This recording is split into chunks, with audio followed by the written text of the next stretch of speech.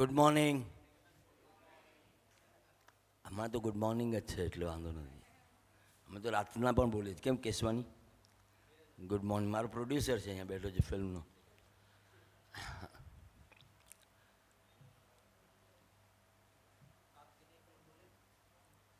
Anchor અહિંસા ધામ.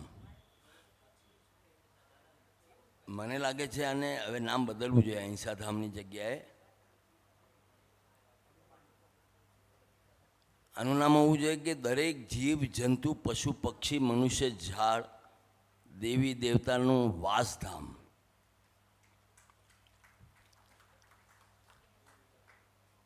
કારણ કે જે રીતની મહેન્દ્ર સંગોઈ અને એમની ટીમે એક જેહાદ ઉપાડી છે અને કચ્છના એક એવા ગામમાં, જે ગામનું નામ નકશા પર નહોતું અને ગ્લોબલી આજે નકશા પર આવી ગયું, પ્રાગપર ગામ. That is a big thing, it's not a small thing. પણ મારું કહેવું બીજું છે. આઈ ઓલવેઝ બિલીવ કે there is no man, there is no woman, only human.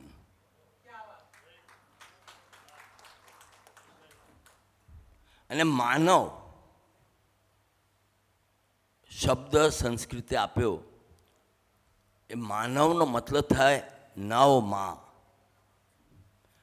જેનામાં નવ માની કરુણા હોય એને માનવ કહેવાય.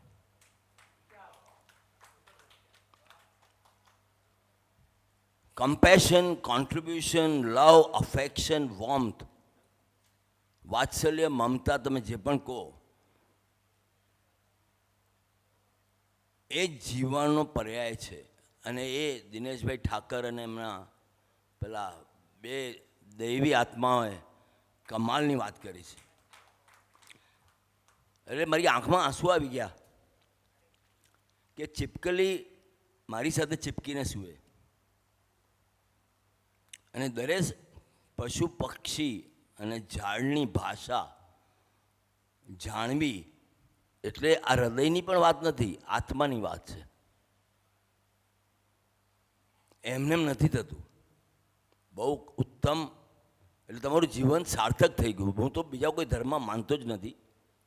આ જ એક ધર્મ છે. ધર્મનો મતલબ થાય ધ રહેમ, જેનામાં એ કરુણા છે, જેનામાં એ ધબકારો છે, જેનામાં એ વાત છે કે જીવ, દરેક જીવ, કોઈ જીવ અબોલું નથી. દરેક જીવ ક્યાંક ને ક્યાંકથી તો બોલે જ છે.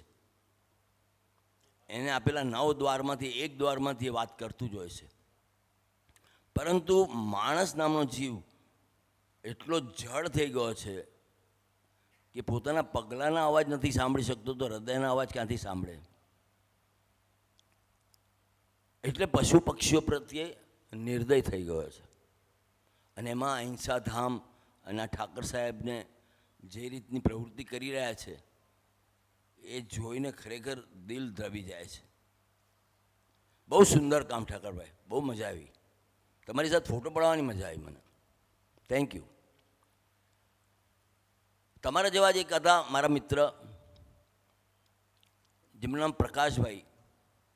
એ વિનોબા ભાવે સાથે જોડાયેલા હતા. તમે ઓળખતા પણ હશો એમને. બહુ પ્રાણી પશુઓ સાથે બહુ જોડાયેલા રહ્યા. અને એ પણ આવી રીતે વાંદરાના ખભે બેસી જાય અને કોઈ પણ પ્રાણી હોય તો પ્રકાશને માં માને.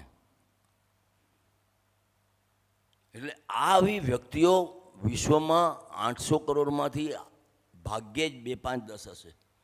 એટલે તમારું જીવન સાર્થક છે ને અમને તમારી ઈર્ષ્યા આવે છે. બ્યુટિફુલ. આજે મારે જે વાત કરવી છે, એક બીજી વાત કરવી છે, પણ એની પહેલાં તમને થોડા જાગૃત કરવા જરૂરી છે. તો જરા બધા ઊભા થઈ જાઓ પ્લીઝ, બધા ઊભા થઈ જાઓ. સવારનો નાસ્તો ને નવકાશીને બધું કરીને બધા બહુ અળસાઈ જાય છે. આ એ પણ કરીશું આપણે.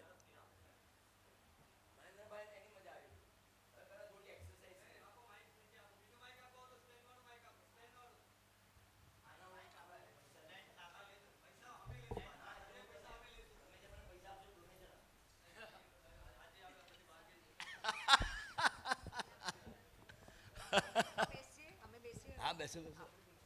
ના ના બેસવાનું નહીં, તમારે કરવાનું છે પાછળ આ બહુ સિમ્પલ એક્સરસાઇઝો છે.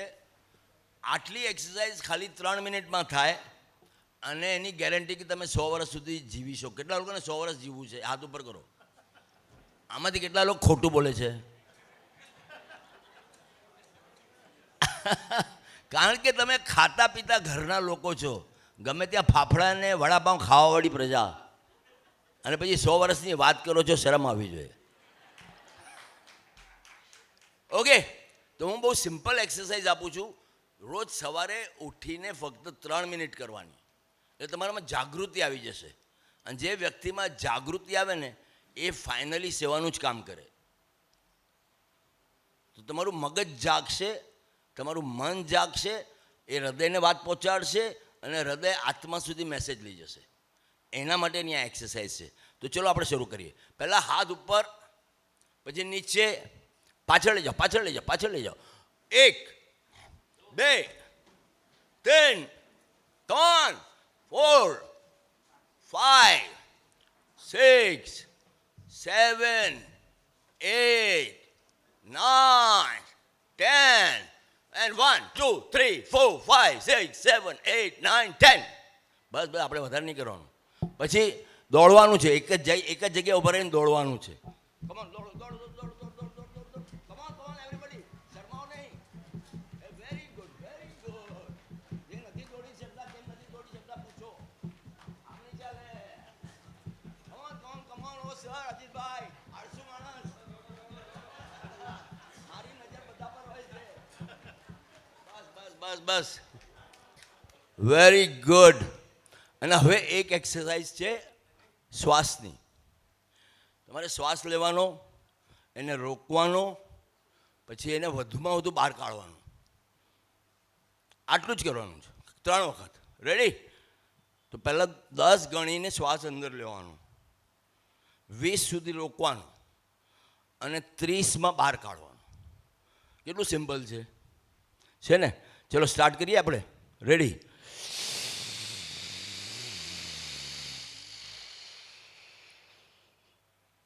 રોકો.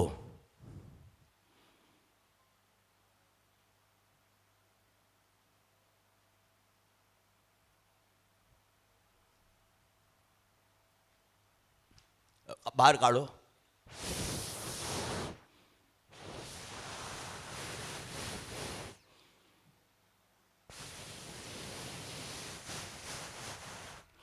હવે ખાલી 10 વખત કપાલભાતી એટલે ઉચ્છ્વાસ કરવાનું, ખાલી કાઢવાનું. રેડી?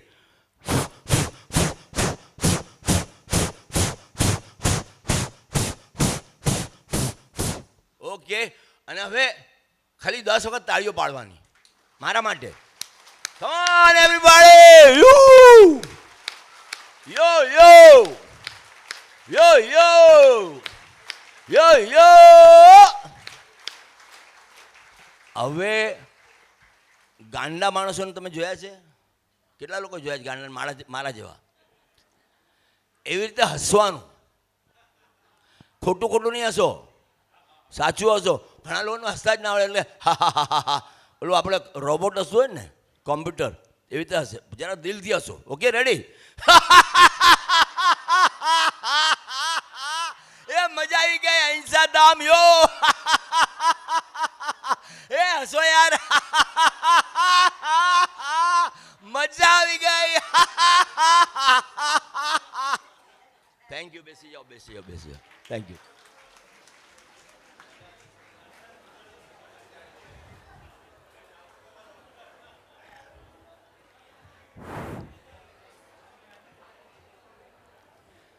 આ તમારો અવાજ નથી, તમારી એનર્જી છે. કેટલા લોકો એનર્જેટિક ફીલ કરે છે? વાહ, મજા આવી ગઈ. વાહ, થેન્ક યુ બહેનો, થેન્ક યુ ભાઈઓ. એટલે હું ઠાકર સાહેબને બી કહું છું, મને તમારી જગ્યાએ બોલાવજો. તમારા બધા પશુ પક્ષીઓને હું એનર્જી આપી દઈશ. થેન્ક યુ બેન. હવે મારી મેઇન વાત શરૂ થાય છે, કારણ કે તમે લોકો જાગી ગયા છો. કારણ કે અત્યાર સુધી હું સાંભળું છું કે લોકોને સાંભળતા હોય પણ લોકો જાગતા ના હોય. ખાલી મનમાં ભાગતા હોય અને કોઈની વાત કાંઈ સાંભળે નહીં ને યાદ હોય કે ભાઈ 1 વાગે જલ્દી પતે ને તો પછી હું પહેલું ખાઈ લઉં. એટલે આમાંથી જ્યારે બહાર નીકળીને અહીંયા ધ્યાન આપો. એના માટે મેં ગઈકાલે એક એક્સરસાઇઝ કરાવેલી, એવી જ એક બીજી એક્સરસાઇઝ કરાવું. ગઈકાલે જે લોકો નહોતા આવ્યા એ લોકોનું પાછી નહીં કરાવું, કારણ કે તમે મિસ કરી ગયા. બાય ધ વે, મારું નામ ડૉક્ટર લતેશ શાહ છે. મેં 150 નાટકો લખ્યા છે, 5-6 ફિલ્મો લખી છે અને લગભગ 10 ફિલ્મો ડિરેક્ટ કરી છે. હું ઇન્ટરનેશનલ મોટિવેશનલ લીડર છું. મારી 24 બ્રાન્ચ છે ઓલ ઓવર વર્લ્ડમાં. અને મહેન્દ્રભાઈ ખોટું બોલેલા કે હું 1,00,000-2 લાખ રૂપિયા લઉં છું. હું 1,00,000-2 લાખ નથી લેતો. હું 5 લાખ પણ લઉં છું, 15 લાખ પણ લઉં છું, 25 લાખ પણ લઉં છું. હમણાં જ મહેન્દ્રભાઈએ મને એક કોન્ટ્રાક્ટ અપાવ્યો, જેમાં એમણે દર વર્ષના મને 50 લાખ અપાવ્યા અને એના પછી 75 લાખ અને એના પછી 1 કરોડ અપાયા કે નહીં? સાચું બોલો. હા, થેન્ક યુ. તો મારું અમેરિકામાં કોન્ટ્રાક્ટ ચાલે છે, જ્યાં મને એ લોકો 3 કરોડ રૂપિયા આપી રહ્યા છે. મારું કામ છે દરેક બિઝનેસમેનને કે જેમનો પણ જે પણ પ્રોજેક્ટ હોય એને 100 ગણો વધારી દેવો. અને એમાં મને બહુ સફળતા મળી છે, કારણ કે મારા માટે બધું જ પોસિબલ છે. I always say my word is my world. મારા શબ્દ મારી દુનિયા છે. અને શબ્દ દુનિયા ત્યારે બને જ્યારે તમે એ શબ્દોનું સન્માન સાચવો. એ મહેન્દ્રભાઈ એ સાચવવામાં ઉસ્તાદ છે. મારું આજે મહેન્દ્રભાઈને કેવું એક છે, અને એ શરૂ કરવું. એન્ડમાં તમને એક સરસ રમત રમાડીશ. તમે એટલા બધા ભૂખ્યા થઈ જશો કે આજે બધું ખાવાનું ખપી જશે. એટલી સરસ રમત રમાડીશ. પણ એની પહેલાં એક વાત કહેવી છે મારે. મહેન્દ્રભાઈને જોઈને, એમની કરુણાને જોઈને મને એક એટલું સરસ પ્લાનિંગ મગજમાં આવ્યું છે કે મહેન્દ્રભાઈએ અહિંસા ધામમાં એક યુનિવર્સિટી બનાવવી જોઈએ. યુનિવર્સિટી કઈ? માણસો બનાવવાની યુનિવર્સિટી, માનવ બનાવવાની યુનિવર્સિટી, કે એમાં જેનામાં નવ માની કરુણા પ્રગટે. એનામાં કરુણા આવે, મમતા આવે, વાત્સલ્ય આવે, પ્રેમ આવે, અફેક્શન, નિસ્વાર્થપણું. એ પ્રકારની પ્રવૃત્તિઓ. કારણ કે આજકાલની જે યુનિવર્સિટીઓ અને કોલેજો છે બહુ ખોટું ભણાવે છે. હું તો અમેરિકામાં પણ બોલ્યો છું કે જે ભણાવવું જોઈએ નથી ભણાવતા. ફક્ત ને ફક્ત પૈસા કેમ કમાવા એ જ ભણાવે છે. અને મેક્સિમમ લોકોને તો નોકરીઓ કેમ કરવી એ જ શીખવાડે છે. તો અહીંયા આગળ અહિંસા ધામમાં 600 એકર જમીન છે. 100 એકરમાં એમણે યુનિવર્સિટી બનાવવી જોઈએ, મનુષ્ય બનાવવાની ફેક્ટરી, જેમાં નાનપણથી બચ્ચાઓને, હું ધર્મ ધ્યાનની વાતો નથી કરતો, આધ્યાત્મની વાત નથી કરતો. હું કહું છું કે દરેકે દરેક વ્યક્તિને એમના કોન્શિયસ, સબકોન્શિયસ, અનકોન્શિયસ વિશેની માહિતી મળે. એ લોકોને જાણ થાય, એ લોકોને જ્ઞાન થાય, એ લોકોને આત્મબુદ્ધિ એટલે આત્મશુદ્ધિ થાય. જો નાનપણથી એક વસ્તુ જો છોડાવી દે ને મહેન્દ્રભાઈ બધાનેમાં, જેનું નામ છે ડર, જેનું નામ છે ફિયર, તો હું તમને કહું છું આ દુનિયામાંથી વોર ઓછી થઈ જશે. આ ડરને લીધે પ્રાણીઓ પણ એકબીજા પર એટેક કરતા હોય છે. આ ડરને લીધે માણસો એકબીજા પર એટેક કરતા હોય છે. આ ડરને લીધે જ બધા એકબીજા સાથે મેનિપ્યુલેશન કરતા હોય છે, એકબીજાની સાથે રમતો જ રમતા હોય છે. સરખામણીમાં આગળ પાછળ થાય છે. હું તારાથી મોટો, તું મારાથી નાનો. આ જ રમત રમાતી હોય છે ને એમાં જીવન પૂરું થઈ જાય છે અને ક્યારે મરી જાય છે ખબર જ નથી પડતી. ને પછી મર્યા પછી અમુક લોકો એમના કંડોલન્સમાં બહુ ખોટું બોલતા હોય છે કે બહુ સારો માણસ હતો, ખાલી મારા 50,000 ખાઈ ગયો.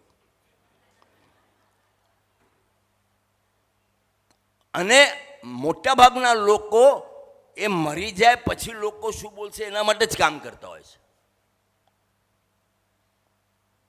પૈસા પણ એના માટે જ કમાતા હોય છે. ખાધું, તમને લોકોને ખાવા પીવા માટે, ગાડીને એક ઘર લેવા માટે કેટલા પૈસા જોઈએ? વધુમાં વધુ 5 કરોડ રૂપિયા, 10 કરોડ રૂપિયા જોઈએ. પણ મારે તો 100 કરોડ કમાવા છે, 1000 કરોડ કમાવા છે, 2000. પછી એ પૈસાનું શું? આમાંથી વસ્તુપાલ તેજપાલ કોણ બનશે? આમાંથી મહેન્દ્ર સંગોઈ કોણ બનશે? આમાંથી ઠાકરભાઈ જેવા લોકો કોણ બનશે? મારું કહેવાનું એક જ છે કે જો આ માનવ નામની યુનિવર્સિટી જો થાય ને તો મારી પાસે ડિઝાઇન પણ તૈયાર છે મહેન્દ્રભાઈ, અને એવી ડિઝાઇન છે ને આ દુનિયા કહે છે કે વાહ મહેન્દ્રભાઈ કુછ કામ કરકે ગયે. એવી ડિઝાઇન છે કે બાળક પેદા થાય અને ત્યાંથી કરીને સમજણો થાય 7 વર્ષનો, ત્યાંથી કરીને ટીનેજમાં જાય, ત્યાંથી યંગ થાય, ત્યાંથી એડલ્ટ થાય, ત્યાંથી મેચ્યોર થાય, પ્રોફેશનલ, એમાં એની અંદરની જે હેબિટો છે, એની અંદરના જે સંસ્કારો છે, જો એને સ્વિચ કરવામાં આવે, એને શિફ્ટ કરવામાં આવે, એને ટ્રાન્સફોર્મ કરવામાં આવે, એને મોટિવેટ કરીને એક પોઈન્ટ પર લાવવામાં આવે ને તો દરેકે દરેક માણસ મહેન્દ્ર સંગોઈ થઈ શકે. અને એ મહેન્દ્ર સંગોઈએ કરવું પડશે. જે જવાબદારી લે કોઈ કરુણાની, એને જ ઉપરવાળો સત્તા આપે છે. બાકીના લોકો ખાલી બોલતા રહે છે મારે આમ કરવું છે તેમ કરવું છે, અને કોઈ કરી નથી શકતું. પણ આ કામ એટલું સરળ અને સહેલું છે. જો એક યુનિવર્સિટી બનશે તો મને ખાતરી છે, મહેન્દ્રભાઈને મારું પ્રોમિસ છે, એમાંથી 100 યુનિવર્સિટી બનાવવાની જવાબદારી હું સાથે લઉં છું. અને મહેન્દ્રભાઈ કહે છે કે મારા જીવનમાં એક એવું મોટું કામ થઈ ગયું કે બધા જીવજંતુઓ ભેગા થઈ ગયા. એક જ વાત છે, આપણે બધા ભેગા થઈએ છીએ, સાંભળીએ છીએ, થોડું ઘણું દાન ધર્મ કરીએ છીએ, અને પછી પાછા છૂટા પડી જઈએ છીએ, પાછા ભૂલી જઈએ છીએ કે અહિંસા ધામ જેવી કોઈ વસ્તુ છે, પ્રાણી ધામ જેવી કોઈ વસ્તુ છે. આપણે બધા જો ભેગા થઈ જઈએ ને, બિલીવ મી, ભારતમાં સનાતન ધર્મ, જૈન ધર્મ એટલી તાકાત છે ને, આ ટ્રમ્પ પણ છે ને પોતાની પીપુડી ઓગાળવાનું બંધ કરી દે. આ પુતિન બી આડોવળો ના થાય. આ બધા નાગા ઉઘાડા લોકો છે. એ લોકોને ફક્ત ઝઘડાઓ કરવા છે, મારામારીઓ કરવી છે, અને પોતાના રાષ્ટ્રને સૌથી વધારે દાદાગીરી કરે એ પ્રકારનું પ્રસ્થાપિત કરવું છે. અને એમાં ખુદ દુનિયા ધ્વસ્ત થઈ રહી છે. કહેવાય છે કળિયુગનો અંત આવી રહ્યો છે. પણ કળિયુગના અંતમાં નિર્દોષ લોકો માર્યા જશે, અને આ લોકો ચાલો ક્યાંક ભંડુકિયામાં પુરાઈને છુપાઈ જશે. રાવણને મારવા માટે જેમ રામની જરૂર છે ને, એમ આ પ્રકારના વિનાશકારી લોકોને મારવા માટે તમારા જેવા નિર્દોષ લોકોની જરૂર છે, જે દિલમાં ખાલી કરુણાનો દીવો પ્રગટાવે. બધા સાથે જોડાઈ જાઓ, મહેન્દ્રભાઈની સાથે. હું તમને કહું છું આ 100% થઈ શકે. એક એલન મસ્ક જો ટ્રિલિયનર થઈ શકે, એક ગાંધી જો ભારત કરી શકે, એક કૃષ્ણ પતી ગયું. અને એક કૃષ્ણ જો ગીતા ભાગવત લખી શકે, તો તમારામાંનો દરેક માણસ એ જ પ્રકારનો છે. ખાલી જાગવાની જરૂર છે, ઠાકર બનવાની જરૂર છે, મહેન્દ્ર સંગોઈ બનવાની જરૂર છે. અને પૂરું કરતાં પહેલાં મહેન્દ્રભાઈની, કારણ કે મને આવી ગઈ કે બહુ ટાઈમ થઈ ગયો, હજી બીજા ઘણા બધા બોલવાના છે, બાકી મારી પાસે તો રાત સુધીનું મટીરિયલ છે. તો એક સરસ રમત રમાડું તમને. બાળપણમાં તમે રમેલા અને આજે બધા જીતી જશો, અને બધાને મારે જીતાડવા છે. Okay, ready?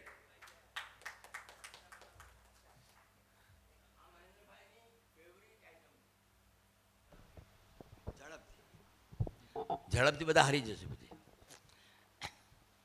જો બહુ સિમ્પલ રમત છે, અને જો ફોકસ રાખશો તો તમે જીતી જશો. ફોકસ નહીં હોય, કોન્સન્ટ્રેશન નહીં હોય, એકાગ્રતા નહીં હોય, બરાબર સાંભળશો નહીં તો તમે હારી જશો. અને આવી રીતે જ આપણે જિંદગીમાં હારતા હોઈએ છીએ. એટલે આ વસ્તુ બહુ ઇમ્પોર્ટન્ટ છે. જો હું તાળી પાડીશ, તમારે તાળી પાડવાની.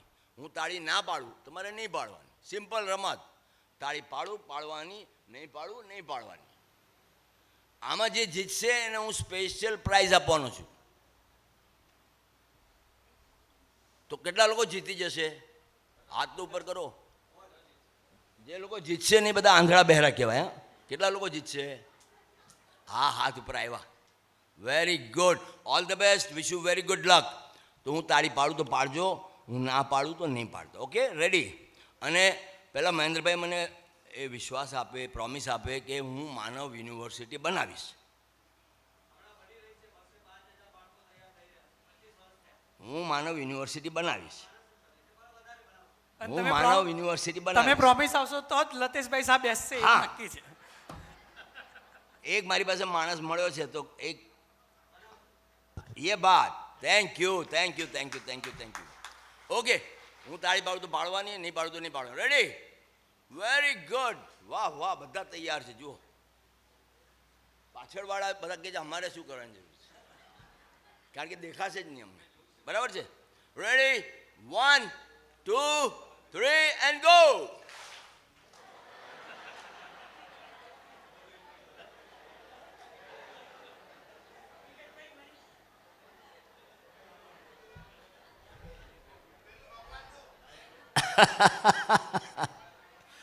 કેટલા લોકો આંધળા હતા, જોયું તમે? જીવનમાં પણ આપણે આવા જ આંધળાઓ છીએ. જીવનમાં કેટલી બધી તકો આવે છે, પણ આપણી આંખો આંધળી હોવાને લીધે જોઈ નથી શકતી. એકાગ્રતા કેળવો, આવી જશે.